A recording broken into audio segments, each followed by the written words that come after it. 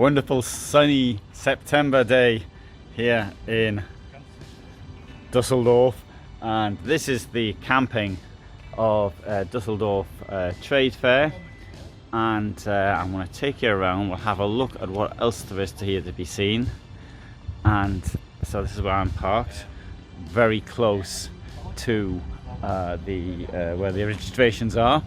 And here I saw this wonderful bus conversion, if I remember rightly, because the gentleman told me 4 years ago that bus is from 1959, so that makes it more than 60 years, if I remember correctly. I might have got the date, might have got the year wrong, but it's a wonderful conversion inside.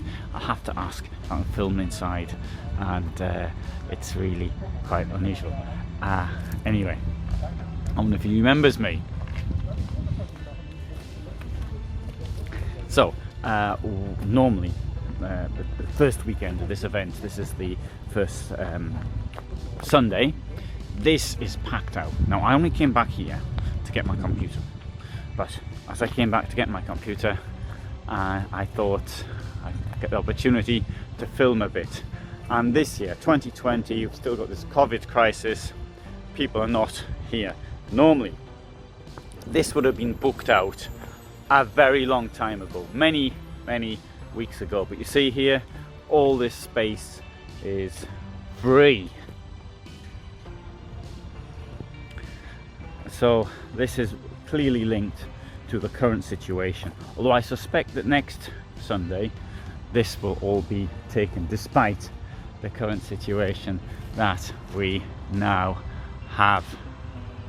Now, next thing is, and I need to point this one out, is that people have said in the past, I've posted photographs and somebody put on my website, oh, that looks awful, sort of a campsite. Yeah, this is not meant to be a campsite in the traditional sense of a campsite. This is really a sleeping area for people visiting the trade fair.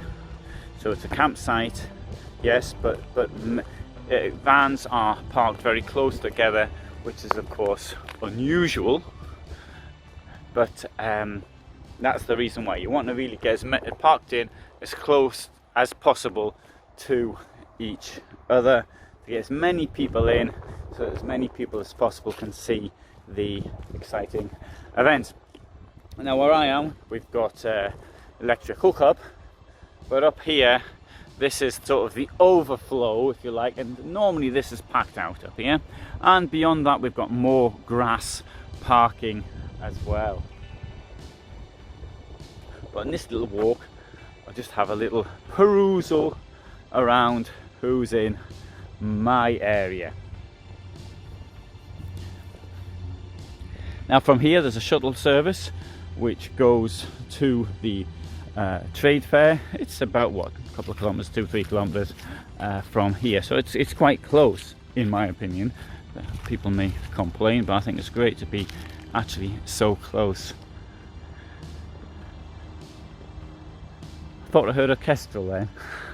This is Dusseldorf. To the north is Dusseldorf airport, which is very close to here, and the downside of that is that at 6 o'clock in the morning the planes start coming over, and they go over until 11 o'clock. In fact, it has not supposed to fly out during the night, but sometimes they are delayed, so I have heard them coming in at night. I think it was coming in. I can't tell from the sound of the engine if they're coming in or going out, but that's the way it appears to me. Now here we have a great atmosphere. The atmosphere may seem a little bit less now, because obviously this is now around midday, and people aren't here. They didn't come here to sort of hang out at the campsite, but rather to visit the trade fair itself. But in the evening there's a great atmosphere, so if you like sort of a quiet place to go, it wouldn't be around here. I have suggested actually too that they had a place where the revelers didn't go, but in any case you've got the planes going over until 11 o'clock anyway, so if you're a light sleeper this isn't the place to be. There's a campsite up the river a short while, and behind me we've got there's the River Rhine, and there's a lovely bicycle track alongside the Rhine, and you can go up and down on the bicycle.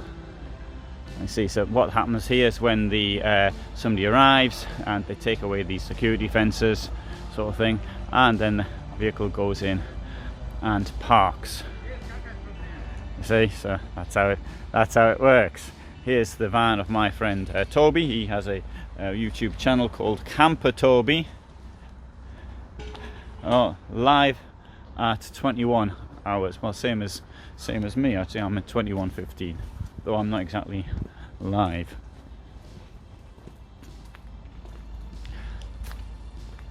And what we have here, we've got from the very expensive to the very cheap.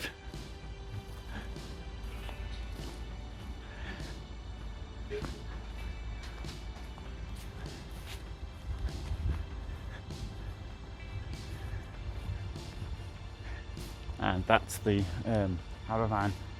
My friend you might know was Site Andrew Ditton, and so he's here as well. And what I like, you've got these this mixture of cheap vans, and such as mine, and this very expensive stuff over here, such as Morello. This could be a company Morello, or they could have organised a rally of their owners or something along those lines, and that's how everybody comes together. Now, if I remember correctly, and I might have got this wrong, but in previous years the car parking down here was used also for motorhomes. And now I attended, first time I was here was for the April 2008, for the packaging trade fair, which is called Interpack. It's the largest European packaging event, or general packaging event. And because I ran a magazine on the packaging industry, so I came for that, and I accidentally parked my car here for the first day, then sort of told to go somewhere else in future, which was, I had the VIP parking. I don't know why, but because I owned a magazine maybe, and so I went down there. That's, if you visit this for any other purpose, you'd probably be on the campsite, so to speak. Could be here, or it could be where the campers are. So I mean, they do trade events on many other things as well. Now, one thing has happened this year. See here, the planes going over.